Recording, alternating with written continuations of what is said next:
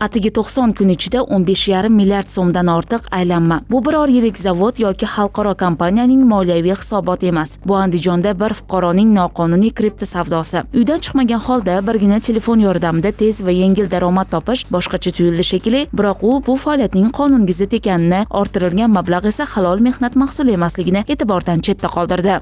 Fuqaro xorijiy kripto birjada ro'yxatdan o'tib, tegishli litsenziya olmasdan kripto aktivlar oldi-sotisi bilan shug'ullanishni boshlaydi. Har kuni yangi transaksiyalar, yangi mijozlar va aylanma ortib boradi. Uning har bir harakati raqamli iz qoldirayotgandi, biroq u bu haqida o'ylamagan. Tezkor tadbirlar davomida mazkur noqonuniy faoliyat fosh etildi. Tekshiruv jarayonida uning mobil telefoni ko'zdan kechirilganda jami 234 ta transaksiyalar orqali qariyb 15 milliarddan ortiq miqdordagi kripto aktivlarni noqonuniy ravishda sotib olish va sotish bilan shug'ullanganligi ma'lum bo'ldi.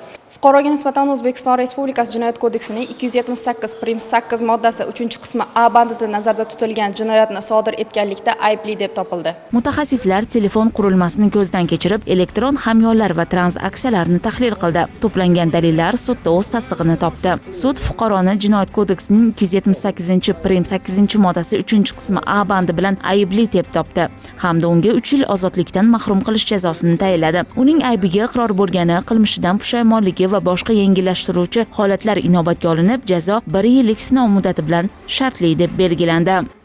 Bu faoliyatimni Andijon viloyat kiber xavfsizlik bo'limi xodimlari aniqlashib, meni olib kelishib, bu faoliyatim noqonuniyligini tushuntirishdi. Bu ishimdan pushaymonman. Hech qachon bu yo'lga kirmanglar, noqonuniy bu yo'l.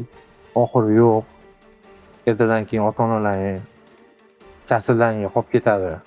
Bu yo'lda oxiri juda yomonligini men tushunib yetdim. Qaytib bu faoliyat bilan shug'ullanmayman hech qachon. Gulzira Rustamova, Nisbila Turjonov, Zamon informatsion dasturi uchun.